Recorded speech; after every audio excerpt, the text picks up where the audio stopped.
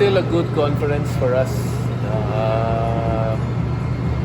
Nakarating kami ng semifinals, no? 4-1 yung series, pero we felt that every game we played, we had the chance to win. Yung 5 games na yan, may ano talaga may pagkakataon na makuha namin yung laro, breaks lang. So siguro dapat matuto lang kaming maglaro ng endgame, no? Again, I don't want to make it an excuse na bata yung team namin. Hindi na bata yung team namin. Kailangan lang talaga na mas siguro a little bit more of the mental toughness in trying to close out the games.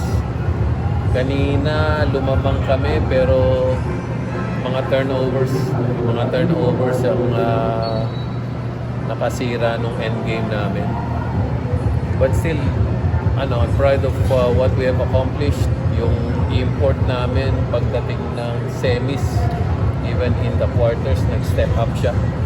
Yung sa elimination, kung makikita mo, I think it was the lowest scoring import. Pero pagdating ng quarterfinals, pagdating ng semis, kung ano yung kinailangan naming para makadikit o para mag-compete, ibinigay naman niya. Tingin ko nagkulang yung locals pagdating sa scoring, kasi yung scoring niya maayos yung mga locals namin inconsistent, no?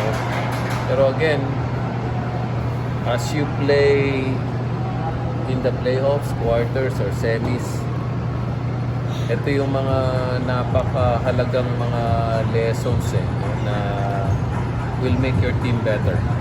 So on Filipino na next conference, I think laban ulit pagdating sa Filipino. Makikita mo naman na na may improvement.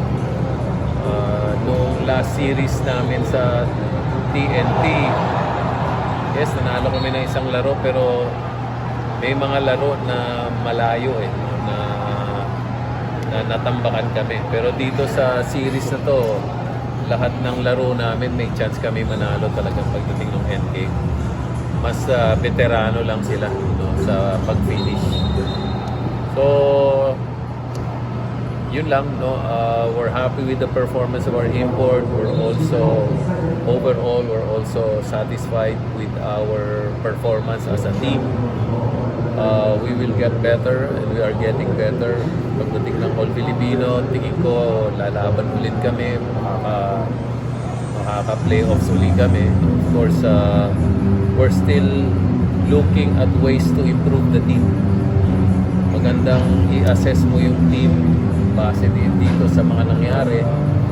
Kung meron man paraan para ma-improve pa sila, we will work on those ways to improve the team in the short off-season. I think April 4 ba yan? April 4 or April 5 yung opening ng All Filipino. So we'll take a few days break and then umpisa ulit ng ensayo. Coach, any chance of Dion Thompson coming back? Yes, very big chance of him coming back. I guess satisfied naman kami, happy kami doon sa performance niya. So kung walang magiging problema sa iba niyang commitments, I think we can bring him back.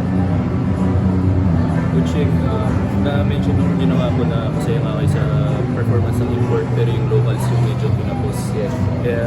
How do you plan to address yung locals heading into I that? think number one, we just need to be patient with them. Sabi ko nga, yung maramdaman nila yung ganitong laro, the next time na isabak mo sila sa ganyan, mas sila, nadi-develop yung toughness nila. Nadi-develop din yung judgment, decision making, yung diskarte. Diyan mo makukuha yun. So there's no substitute for the experience that you get in a highly competitive situation. So, I'm not worried about our locals. Hindi naman to mga matatanda. Hindi na rin sila bata, pero hindi naman sila matatanda. Ang tingin ko, ang dami nilang na-absorb pagdating sa mga ganitong klaseng competition. Okay, thank you. Thank you, Coach. Yes, thank